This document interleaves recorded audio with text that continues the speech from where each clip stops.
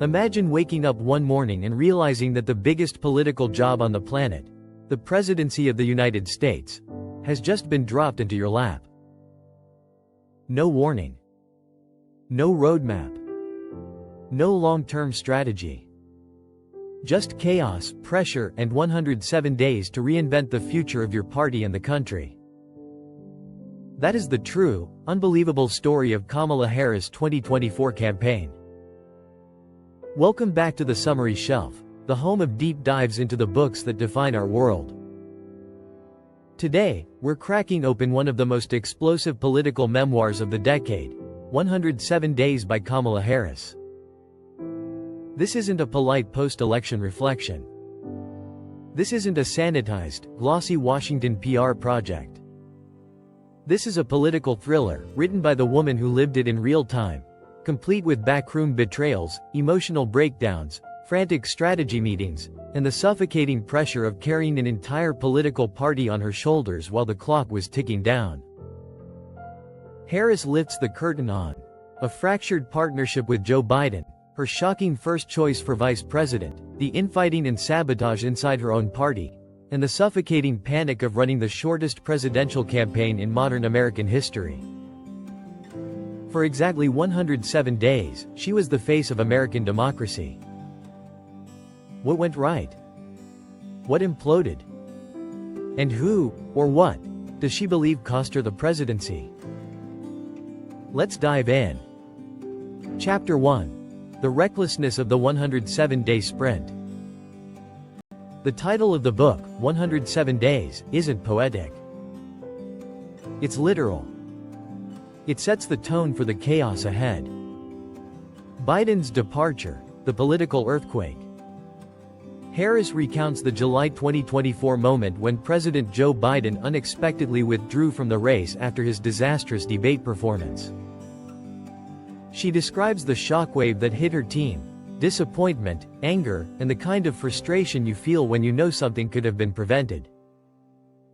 Privately, she writes, she felt angry and disappointed, not only at the debate, but at how long Biden's inner circle tried to deny reality. The reckless decision throughout the chapter, she returns to one word: recklessness. Recklessness in delaying Biden's withdrawal. Recklessness in leaving the future of the party to one man's decision. Recklessness in expecting a flawless transition with zero preparation. She believed the party leadership gambled with democracy itself, and expected her to clean it up. Building a campaign out of thin air. She describes the near impossible task of building a modern presidential campaign from scratch. Like hiring staff with no time to vet anyone, crafting a national message under pressure, securing endorsements in hours, not weeks, and facing an opponent who'd been campaigning for years. Imagine joining a marathon at mile 25 while the other runner is already breaking the tape. The loyalty test and AMP, the Biden rift. This is one of the book's most emotional sections. Harris reveals years of tension with Biden's closest advisors.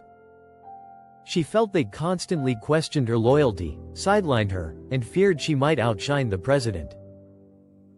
Her husband, Doug Emhoff, also felt the strain, feeling excluded, minimized, and at times publicly humiliated by the president's inner circle.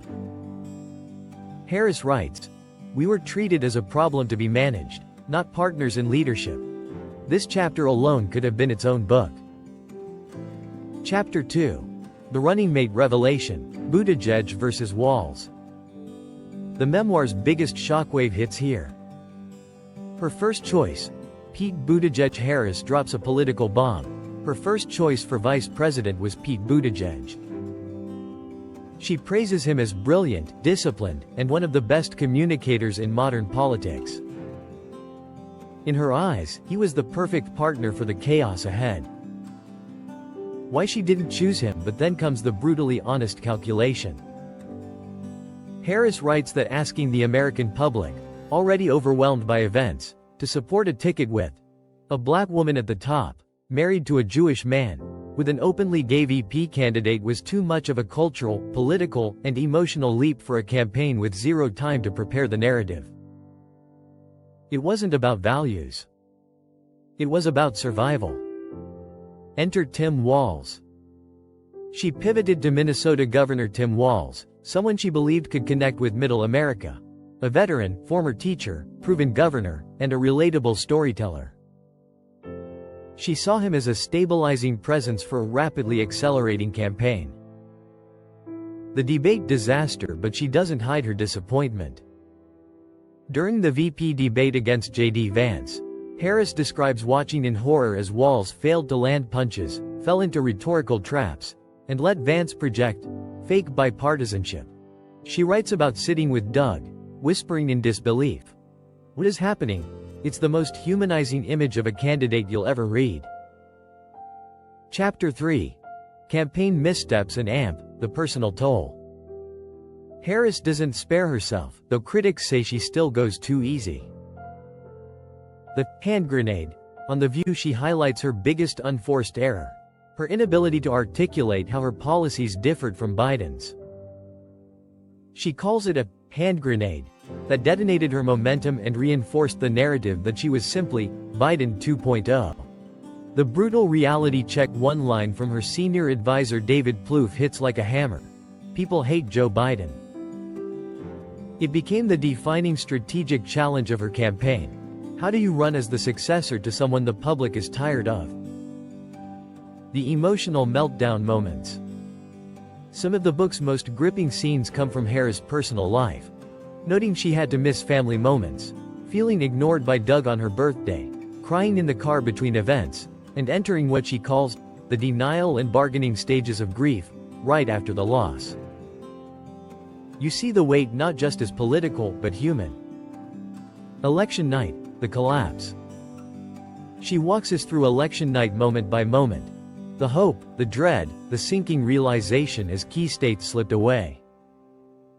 She emphasizes that while she lost the Electoral College, the 1.5% popular vote gap showed the race was winnable with more time. In her words, "I was close. But close wasn't enough." Chapter 4. The Path Forward, a Blueprint for 2028. This is where the memoir shifts from reflection to manifesto. A new Democratic vision. Harris argues the party needs to stop defining itself as the anti-Trump party and start presenting a bold, positive, inspiring vision for the future, especially around the economy, democracy, reproductive rights, and generational change. The power of Gen Z. She dedicates an entire section to Gen Z, calling them the future of activism, digital communication, and American politics. She warns that ignoring them would be a catastrophic mistake. A door left open. Harris ends on a note that is unmistakably intentional. This memoir is not a farewell. It's a reset. A reintroduction. A premonition. She doesn't say she's running in 2028. But she doesn't have to. The subtext is clear. This isn't over. 107 days is political adrenaline. It's revealing, raw, partisan, vulnerable, strategic, and at times devastating. Whether you agree with Harris or not, this book does something rare. It gives an insider's view of a political campaign collapsing under historic pressure. It exposes fractures in Democratic leadership, the calculation behind identity politics, the cost of late-game strategy, and the human toll of ambition. It is essential reading for anyone trying to understand the 2024 election and the battles ahead. So, what did you think? Which revelation from Harris shocked you the most? Drop your thoughts in the comments. I always respond. If you enjoyed this deep dive into 107 days, do me one big favor. Hit like, drop a comment, share this video with someone who loves political stories, and subscribe to the Summary Shelf so you never miss our next breakdown. Thank you for watching, and I'll catch you in the next episode of the Summary Shelf, where books aren't just read, they're decoded.